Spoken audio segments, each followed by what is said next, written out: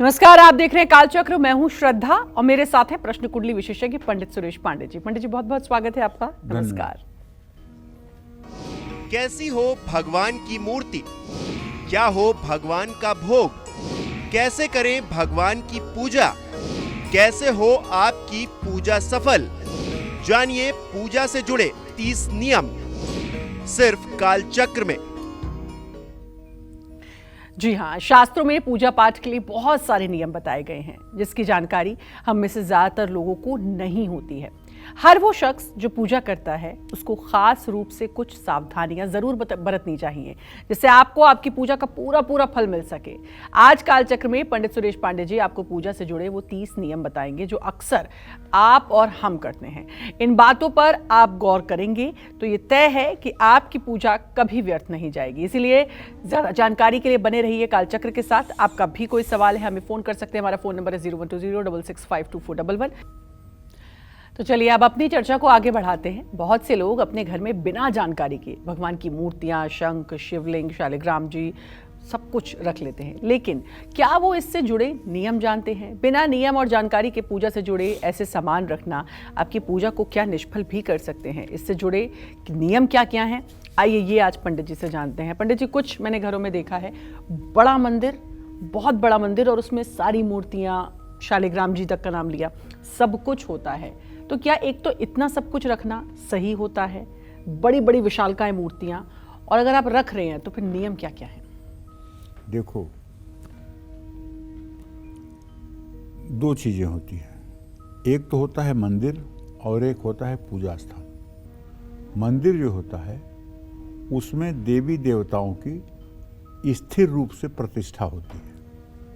उनको पहले जल में 24 घंटे, फिर अन्न में 24 घंटे, फिर गाय के गोबर से लीपकर जमीन पर 24 घंटे शयन कराया जाता है और उसके बाद उनके अंदर प्राण प्रतिष्ठा की जाती है।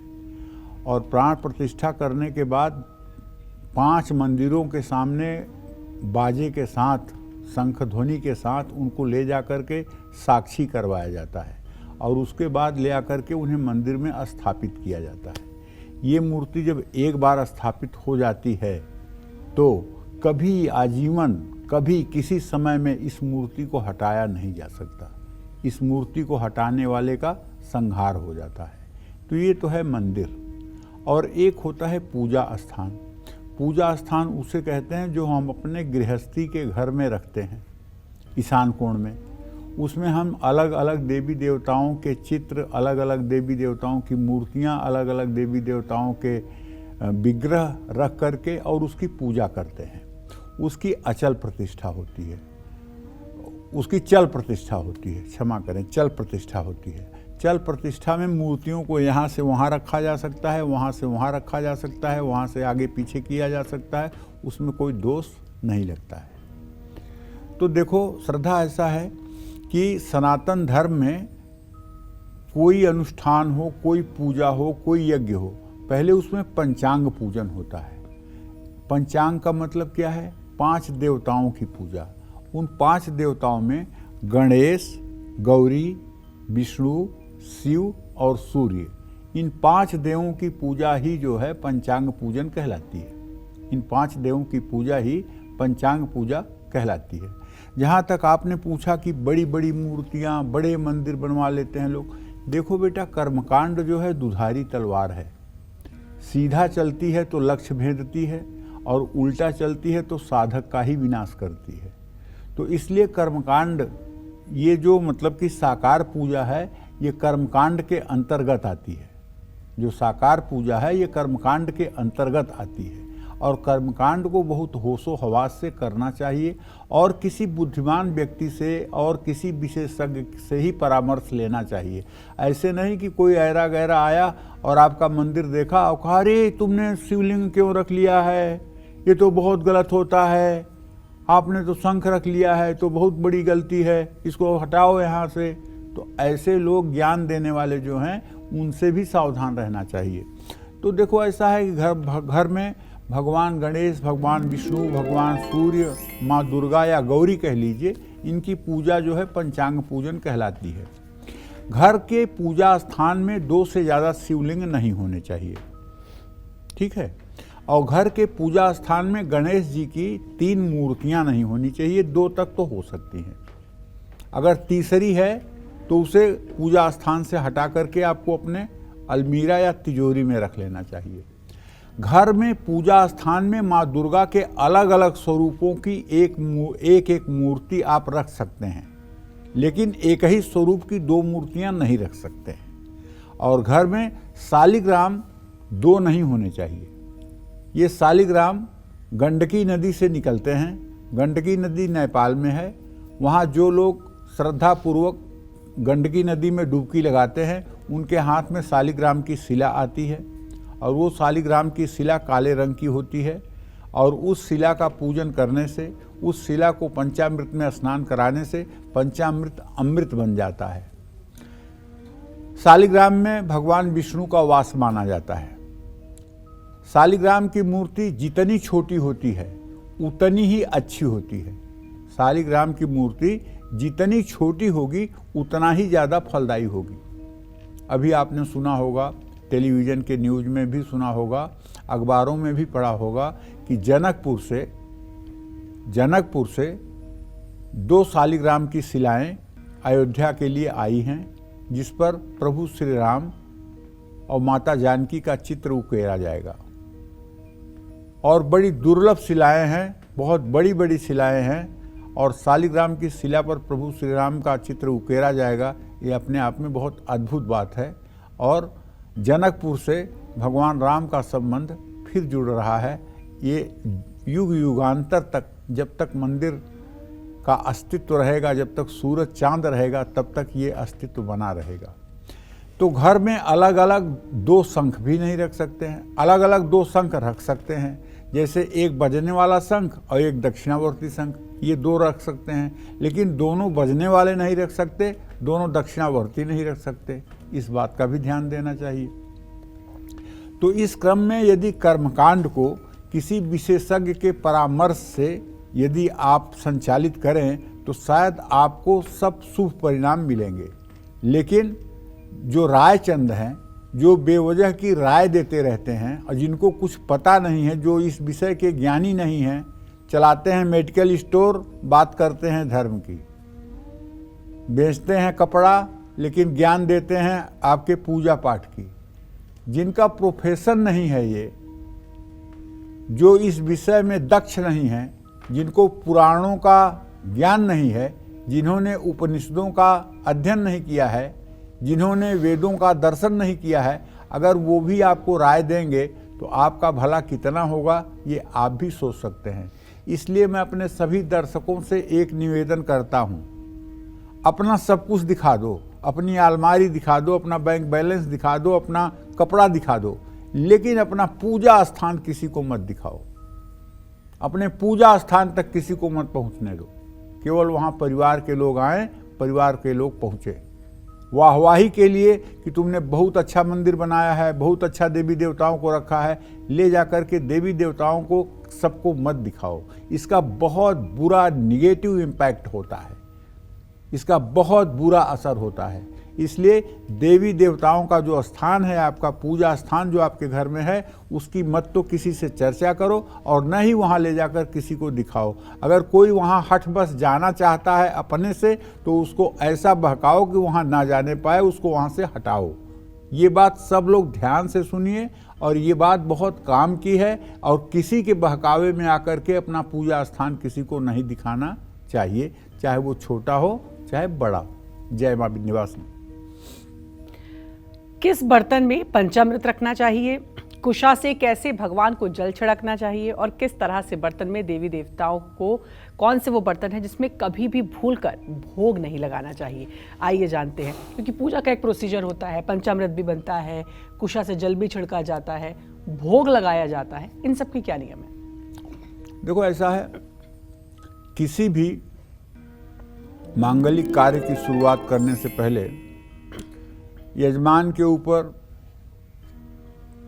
जल से पवित्र किया जाता है, हरि ओम अपवित्रः पवित्रो वा सर्वावस्थां गतोऽपि वा यः स्मरेत पुण्डरीकाक्षं सहवायाभ्यन्तरः शुचिः पुण्डरीकाक्षः पुनातु। ये कुसा से जल छिड़क करके यजमान को पवित्र किया जाता है। इसका मतलब ये होता है कि भगवान विष्णु का ध्यान करने पर भीतर और बाहर दोनों जगह पवित्रता आ जाती है। इसका मकसद ये है, अगर जल न भी छिड़का जाए और यजमान पूजा करने वाला अपने मन में भगवान विष्णु का चतुर्भुज रूपधारी भगवान विष्णु का पीताम्बरधारी विष्णु का शंख चक्र गदा पद्मधारी विष्णु का ध्यान कर ले तो उसके भीतर और बाहर पवित्रता आ जाती है। स्नान किया हो या न किया हो वो पवित्र आत्मा माना जाएगा। उसके बाद में पवित्री धारण करने का विधान है। एक कुसा की पैंती या अंगूठी सोने की दाहिने हाथ की अनामिका उंगली में धारण कराई जाती है, जिसको पवित्री कहते हैं। ओम पवित्रे स्थो वैष्णव्यो सवित्रो वह प्रसवाहुत पुना में छिद्रेण पवित्रेण सूर्य से रसंभी तस्ते पवित्र पते पवित्र पूतस्य जतकाम पुणे तक्षकेयम। इसके बाद में आचमन कराई जाती है और यजमान के माथे पर तिलक किया जाता है, कुमकुम का तिलक किया जाता है। ओम चंदनम वंदते नित्यम पवित्रम पापनाशनम आपदम हरते नित्यम लक्ष्मीर्वसत सर्वदा। और कलावा बांधने का भी विधान है।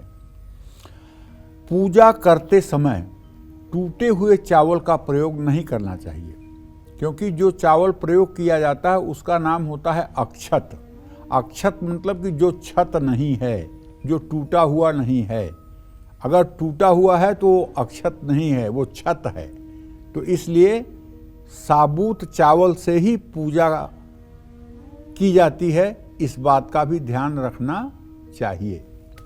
चावल देवताओं को 3 बार और पितरों को सिर्फ 1 बार अर्पित किया जाता है।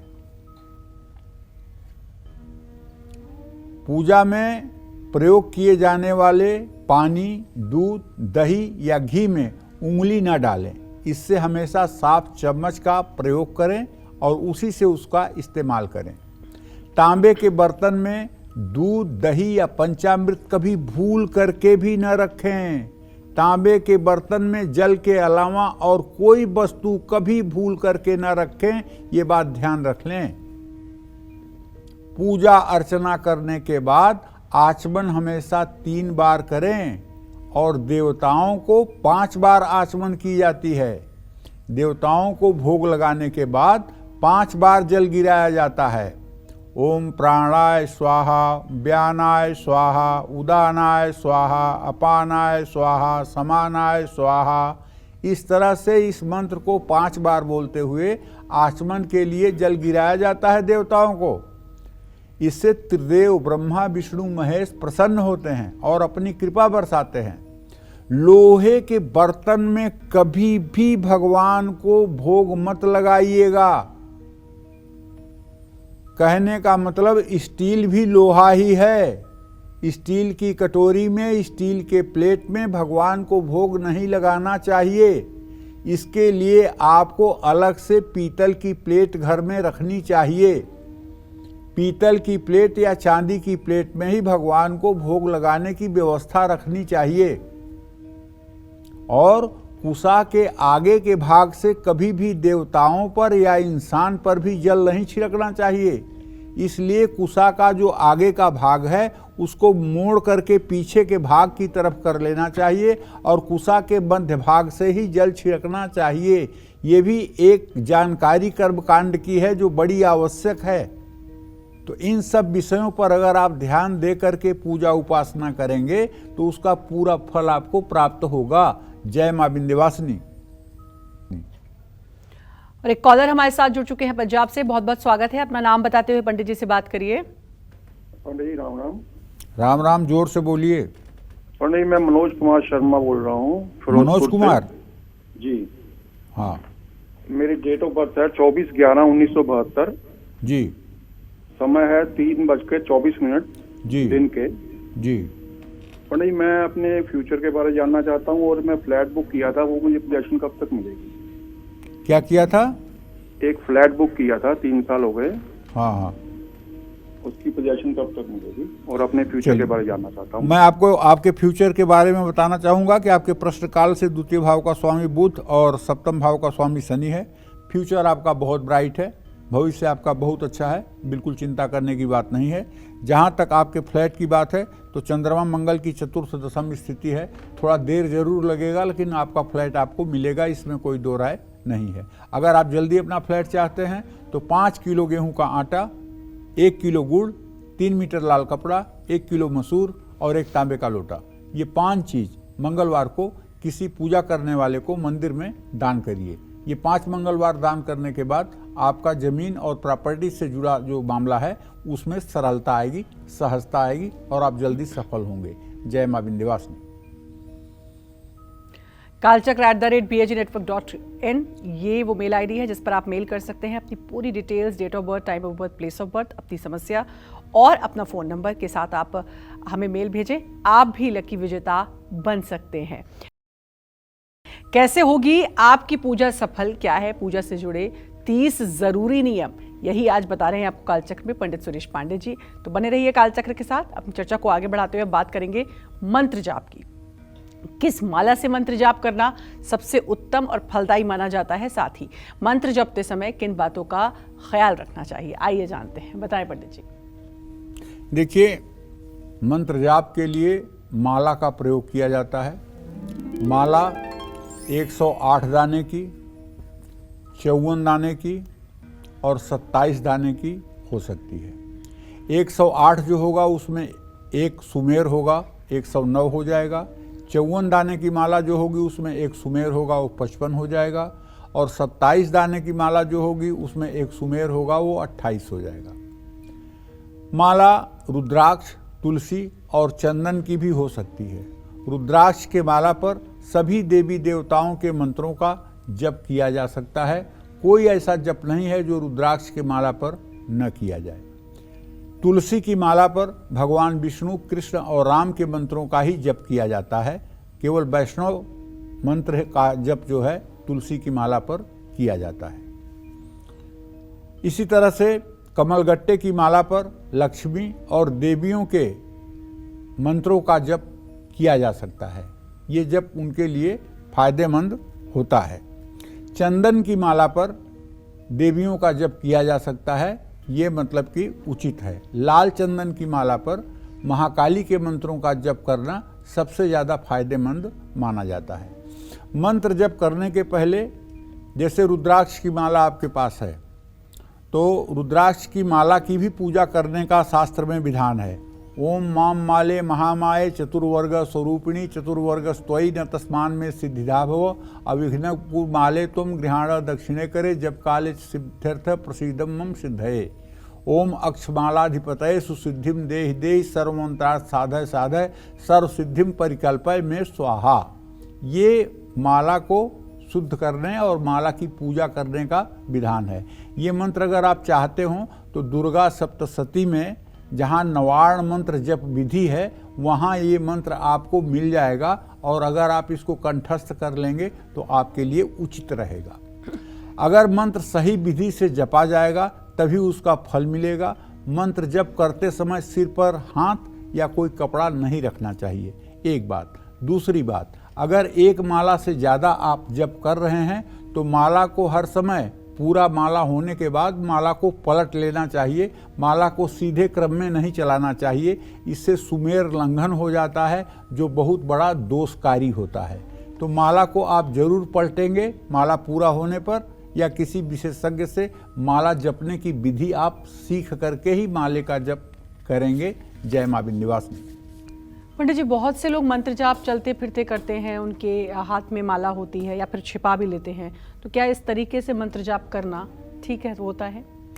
देखो, ऐसा है, मुंडे मुंडे मतिर भिन्ना।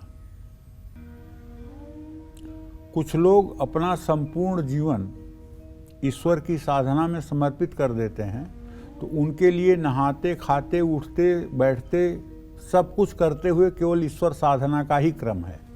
वो जो कुछ भी करें वो ईश्वर साधना का क्रम है। लेकिन जो लोग दिखावा करने के लिए माला का जप करते हैं या चलते फिरते खुली हुई माला जप करते हैं, हाँ, अब देखो ये बात मैं कहूँगा तो बात विवादित हो जाएगी, क्योंकि सनातन धर्म में खुली हुई माला जप करने का विधान है नहीं। खुली हुई माला का जप करने से इंद्र सारे जप का फल ले लेता है और उस देवी देवता को उसका फल नहीं मिलता है। इसलिए हमारे यहाँ गोमुखी में माला रख करके उसके जप का विधान है। यहाँ तक कि अगर इस्कान वालों को भी आप देखो, जो हरे राम हरे कृष्ण करते हैं, उनकी भी थैली जपमाली होती है, वो गोमुखी तो नहीं होती है, लेकिन वो उनकी थैली होती है, उस थैली में ही वो जप करते हैं, ठीक है। लेकिन दूसरे धर्मों के लोगों को मैंने देखा है जो हकीक की या सफ़ेद पत्थरों की माला लेकर के छोटी सी और ऐसे जपते रहते हैं, सार्वजनिक स्थानों पे जपते रहते हैं, ट्रेन में और बस में बैठे हुए जपते रहते हैं और अंगूठे से खींचते रहते हैं माला को। तो वो सब विधान जो है हमारे सनातन धर्म के विपरीत विधान है। हमारे सनातन धर्म का वो विधान नहीं है, न उससे हमें प्रेरणा लेनी चाहिए और न उसका हमें अनुसरण करना चाहिए। हमारे यहाँ माला को जपमाली में ही रख करके और तर्जनी उंगली को बाहर निकाल करके कनिष्ठिका को खड़ी करके तभी जप किया जाता है। अनामिका, मध्यमा और अंगुष्ठ, इन 3 उंगलियों के माध्यम से मृगी मुद्रा में माला का जप किया जाता है। बिल्कुल वही सही तरीका है। और 4 अप्रैल को कालचक्र को 12 साल पूरे हो रहे हैं। आप अपने वीडियो ज़रूर भेजें और इस सुनहरे अवसर के साथ आप जुड़े और इस हमारे सफ़र को बेमिसाल आप ज़रूर बनाएं। तो आप पंडित सुरेश पांडे जी और कालचक्र की पूरी टीम का मनोबल भी बढ़ा सकते हैं। आप हमें अपने वीडियोस भेजें। हमारी मेल आईडी आपको बता देती हूँ, kalchakra@bagnetwork.in। पीपल के पेड़ की परिक्रमा कब नहीं करनी चाहिए, दीप और धूप कैसे जलाना चाहिए, साथ ही बेलपत्र कैसे और किस तरह से चढ़ाने चाहिए, आइए जानते हैं। बताएं पंडित जी। देखिए, पीपल के पेड़ की कभी भी रविवार को परिक्रमा नहीं करनी चाहिए, ये हमारे शास्त्रों में वर्णित है। पूजा में प्रयोग किए जाने वाले एक दीपक से दूसरा दीपक और नहीं जलाना चाहिए या धूप नहीं जलाना चाहिए। इससे घर के सदस्यों की सेहत पर बुरा असर पड़ता है।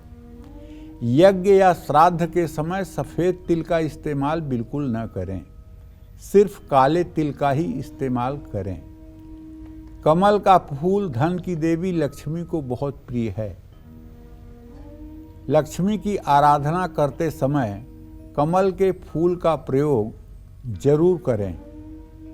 जो लोग गरीबी से त्रस्त हैं, जो लोग सैकड़ों करोड़ के कर्जों में डूबे हुए हैं और ऑक्शन की स्थिति आ गई है, नीलामी की स्थिति आ गई है, दिवालिया होने की स्थिति आ गई है, ऐसे समय में 1000 कमल के फूलों से जो लोग महालक्ष्मी का ललिता सहस्र नामावली से अष्टमी तिथि को अर्चन करते हैं, ऐसे लोग शीघ्र ही कर्ज के मकड़जाल से निकल जाते हैं, उन्हें कोई न कोई रास्ता मिल जाता है। ये उपाय अगर 4 बार अष्टमी तिथि को कर दिया जाए तो चाहे जितने बड़े आर्थिक संकट में व्यक्ति होगा उसे लाभ जरूर मिलेगा। 1000 कमल का फूल चाहिए और स्फटिक का बड़ा श्रीयंत्र हो और महालक्ष्मी की प्रतिमा हो। महालक्ष्मी की प्रतिमा के सामने स्फटिक का श्रीयंत्र स्थापित करके विधिवत पूजा करके ललिता सहस्र नामावली से एक कमल का फूल श्रीयंत्र पर अर्पित किया जाए और अंत में धूप दीप नैवेद्य से पूजन भी की जाए। निश्चित रूप से ये पूजा महालक्ष्मी की ऐसी कृपा देगा कि आपको आर्थिक भंवर जाल से निकलने में सहायता मिलेगी। भोलेनाथ की कृपा पाना है तो शिवलिंग पर बेलपत्र जरूर चढ़ाइए। बेलपत्र नए ना मिलें तो पुराने बेलपत्रों को गंगा जल से धो करके भी आप प्रयोग कर सकते हैं। कभी बेलपत्र पुराना और बासी नहीं होता है, इस बात को भी ध्यान में रखने की जरूरत है। जय मां विंध्यवासिनी। आज के ईमेल कुंडली विजेता के बारे में बात करेंगे। आज की हमारी ईमेल कुंडली विजेता है करनाल हरियाणा की दीक्षा। इन्होंने हमें मेल करके अपने करियर और शादी के बारे में जानना चाहा। चलिए पंडित जी से जानते हैं। पंडित जी, इनकी डेट ऑफ बर्थ मैं आपको बताती हूँ। दीक्षा नाम है, 5 जुलाई 1999, 7:45 सुबह का इनका जन्म है, करनाल हरियाणा। सरकारी नौकरी लगेगी या नहीं, कब तक लगेगी और शादी और भविष्य कैसा रहेगा? देखो, दीक्षा का जन्म 5 जुलाई 1999 को 7:45 पर करनाल, हरियाणा में कर्क लग्न में और मीन राशि में हुआ। दीक्षा की इस समय बुध की महादशा चल रही है। दीक्षा की कुंडली को जहाँ तक मैं देख पा रहा हूँ, इसके आधार पर शनि भले ही नीच राशि में बैठा हुआ है लेकिन उच्च के नवांशक में है, इसलिए दीक्षा का विवाह बहुत सुंदर और सुयोग्य पति से होगा और टेक्निकल फील्ड में, IT फील्ड में, कंप्यूटर फील्ड में काम करने वाला लड़का होगा। दीक्षा मंगली देख करके दीक्षा की कुंडली को कहा जा सकता है कि दीक्षा मंगली है, लेकिन बृहस्पति की पूर्ण दृष्टि मंगल पर होने के कारण इनका मंगली योग समाप्त हो गया है, इसलिए इनको मांगलिक लड़के से विवाह नहीं करना चाहिए। बिना मांगलिक लड़के से भी ये विवाह कर सकती हैं। जहाँ तक नौकरी का प्रश्न है तो 25 फरवरी 2025 के बाद इनको सरकारी नौकरी का योग बनेगा। दीक्षा की जिंदगी में पैसा तो अपरंपार आएगा, लेकिन दीक्षा पैसा बचा नहीं पाएंगी। इनका सूर्य 12वें भाव में बैठा हुआ है, व्यय भाव में, और वो धन भाव का स्वामी होकर के इनके पास जितना पैसा आएगा उससे ज़्यादा के खर्च का बजट पहले बना रहेगा। इतनी बातें हैं। इन्हें सूर्य की आराधना करनी चाहिए, सूर्य को अर्घ देना चाहिए, गायत्री मंत्र का जप करना चाहिए और शनिवार के दिन सरसों का तेल शनि मंदिर में दान करना चाहिए। इससे इनका भविष्य अच्छा रहेगा। जय माँ विंध्यवासिनी। पहले मेरा एक सवाल है, वो ये पंडित जी, बहुत कंफ्यूज हैं लोग कि होली जलाने वाली किस दिन है और खेलने वाली किस दिन है। दूसरा कि उपटन लगाते हैं होली से पहले, तो वो कब लगाना है? देखो श्रद्धा, होली भद्रा के बाद जलाई जाती है, तो होली आज 6 तारीख की रात 12 बजे के बाद जब 7 तारीख शुरू होगी तो सुबह 4:45 के बाद भद्रा समाप्त हो जाएगी 4:45 पर। उसके बाद 4:45 से 6 बजे तक होली जलाए जाने का शुभ मुहूर्त है, उस समय होली जलाई जाएगी। लेकिन दिन में कल होली नहीं खेली जाएगी। होली 8 तारीख को खेली जाएगी। रंग अबीर गुलाल की होली 8 तारीख को मनाई जाएगी। जहाँ तक उपटन तेल लगाने वाली बात है, आज सूर्यास्त के बाद दोनों हाथों में, दोनों पैरों में तेल उपटन लगा करके उसकी मैल एक कागज़ पर गिरा लें और उसे गाय के गोबर के बीच में रख करके या आटे की लोई बना करके उसके बीच में वो मैल रख करके और उसको बंद करके होलिका में डाल दें। रात में ही डाल दें ताकि होलिका जले तो उसके साथ घर वालों की जो मतलब कि नेगेटिविटी है वो भी जल करके ख़त्म हो जाए। यही शास्त्र का नियम है, यही शास्त्र कहता है जी। तो चलिए, ये कन्फ्यूजन दूर हुआ कि कब होली मनानी है। एक कॉलर हमारे साथ जुड़ चुकी हैं, पिंकी जी गाजियाबाद से। पिंकी जी, स्वागत है, बात कर सकती हैं आप पंडित जी से। हेलो। हाँ पिंकी। जय माँ विंध्यवासिनी। जय माँ विंध्यवासिनी बेटा। पंडित जी, सबसे पहले तो आपकी तबीयत खराब हो गई थी, उसके लिए हमें भी बुरा लगा था। हमारी पूरी फैमिली ने समझ लिया था, जब आप 2-3 दिन नहीं आए थे तो सबने समझ लिया था कि शायद आपका स्वास्थ्य खराब हो गया है। तो पंडित जी, मेरी एक राय, थोड़ा सा आप अपना ध्यान रखिए, क्योंकि आपके जरिए से हम सब लोगों का कितना भला होता है आप शायद नहीं समझते हैं। पंडित जी, आप अपना ध्यान रखिए। और दूसरा, धन्यवाद आपकी पूरी टीम को देंगे कि इतना अच्छा प्रोग्राम आप दिखाते हैं। मेरा प्रश्न ये है पंडित जी कि हमारा घर कब तक बन जाएगा? धन्यवाद बेटा आपके इस शुभकामना के लिए, और मैं कोशिश करूंगा कि मैं स्वस्थ रहूं और आप लोगों की सेवा करूं। आगे तो माँ विंध्यवासिनी के हाथ में सब कुछ है और हमारी टीम तो पूरे जी जान से लगी रहती है। आप श्रद्धा को सामने देख रहे हैं, पीछे भी जुड़े हुए 4 लोग हैं, गगन, दीपक, स्मृति और एक रविंदर तिवारी है। तो मतलब ये लोग पीछे से जुड़े हुए होते हैं। ये 5 लोग टीम के मतलब कि पूरी श्रद्धा और पूरी निष्ठा के साथ प्रोग्राम में लगे रहते हैं। मैं आपसे ये कहना चाहता हूँ कि देखिए, आपने घर के लिए प्रश्न किया है बेटा, तो बुध और बृहस्पति दोनों का भी द्वितीय द्वादश का संबंध है। घर होने में 2025 तक का समय लगेगा।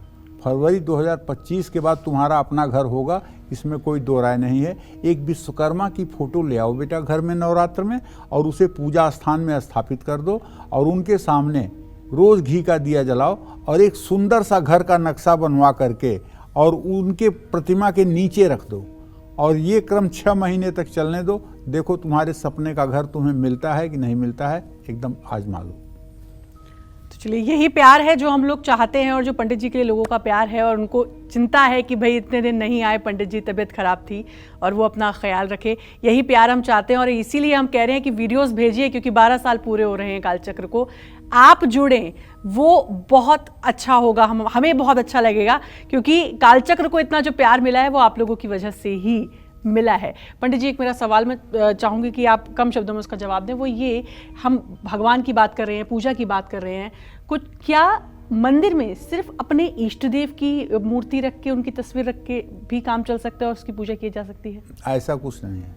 इष्ट देव की तस्वीर तो हृदय में रहती है, बाकी पंचांग जो 5 देवता हैं उनकी मूर्ति तो होनी ही चाहिए मंदिर में। जैसे भगवान गणेश की मूर्ति होनी चाहिए, दुर्गा की होनी चाहिए, शिव की होनी चाहिए, शिवलिंग, और विष्णु भगवान का कोई विग्रह होना चाहिए, और सूर्य के लिए भी कुछ न कुछ होना चाहिए। ये 5 तो होने ही चाहिए। इष्ट देव आपके इष्ट देव हैं। श्वास आप लेते हैं अलग बात है, लेकिन भोजन भी तो करना चाहिए। तो इसलिए अपने इष्ट देव के साथ साथ इन 5 देवी देवताओं को आप अवॉइड नहीं कर सकते हैं। इनकी भी पूजा आराधना आपको करनी पड़ेगी। जी बिल्कुल। तो इनकी हमें 5 भगवान रखने ज़रूर चाहिए, जो पंडित जी ने बताया। और एक बात जो मैं फिर से आपको याद दिलाना चाहूँगी, 4 अप्रैल को कालचक्र को 12 साल पूरे हो रहे हैं। आप अपने वीडियोस के माध्यम से इस सुनहरे और बेमिसाल सफ़र का हिस्सा बन सकते हैं। पंडित सुरेश पांडे जी और कालचक्र की पूरी टीम का आप मनोबल बढ़ा सकते हैं। आप हमें अपने वीडियोज़ हमारी मेल ID पर भेज सकते हैं। हमारी email ID है kalchakra@bagnetwork.in। गंगा जल के कौन से 5 महा उपाय आपके जीवन में कर सकते हैं बड़े चमत्कार? आइए जानते हैं, बताएं पंडित जी। गंगे तो दर्शनार्थ मुक्ति। कहते हैं कि गंगा में नहाना, गंगा जल का सेवन करना तो बहुत बड़ी बात है। गंगा के दर्शन से मुक्ति हो जाती है। अगर आप ट्रेन से जा रहे हैं और किसी पुल से गुजर रहे हैं और आप ठीक से गंगा जी का दर्शन कर लें, हाथ जोड़कर प्रणाम कर लें, तब भी आपके दोष और पाप कम हो जाते हैं। गंगे तव दर्शनार्थ मुक्ति। गंगा के दर्शन से मुक्ति मिल जाती है, फिर उनका सेवन करना तो बड़ी बात है। घर में किसी तरह का नज़र दोष या वास्तु दोष है और घर में नकारात्मक ऊर्जा आपको महसूस होती है, उदासी महसूस होती है, तो हर रोज गंगा जल में 1 चुटकी हल्दी मिला करके दुर्वांकुर से हर घर के कमरे में वो जल छिड़किए और दक्षिणावर्ती शंख घर के मंदिर में स्थापित करके उसमें गंगा जल भर करके रख दीजिए। हर वास्तु दोष दूर होगा और सुख सौभाग्य की प्राप्ति होगी। अगर आपकी कुंडली में सूर्य ग्रह कमजोर है, नीच राशि, नीच नवांशक में है, तो पानी में गंगा जल और तिल मिला करके स्नान करना शुरू करिए। कुंडली में यदि बृहस्पति कमजोर है, मकर राशि का है, तो गुरुवार को पानी में पीली सरसों थोड़ा सा गंगा जल मिला करके स्नान करिए। अगर राहु को मजबूत करना है तो हफ्ते में 1 बार अपने घर में गंगा जल के छींटे जरूर मारिए। ये लाभ आपके लिए वरदान साबित होगा। जय मां बिंदे। पंडित जी, आज अपने पूजा के नियम और किस तरीके से घर में मंदिर रखें और कैसे पूजा करें आपने बताया, अपना समय दिया उसके लिए आपका बहुत बहुत धन्यवाद। और जाते जाते बहुत ज़रूरी बात, 4 अप्रैल को कालचक्र को 12 साल पूरे हो रहे हैं। आप अपने वीडियोस के माध्यम से कालचक्र के सुनहरे और बेमिसाल सफ़र का हिस्सा बन सकते हैं और पंडित सुरेश पांडे जी और कालचक्र की पूरी टीम का मनोबल बढ़ा सकते हैं। आप हमें वीडियोस हमारी मेल ID पर भेज सकते हैं। हमारी email ID है kalchakra@bagnetwork.in। आप अपने अनुभव हमसे साझा करेंगे तो ये दिन और भी खास बन जाएगा। आज के लिए दीजिए हमें इजाज़त। देखते रहिए News 24। नमस्कार।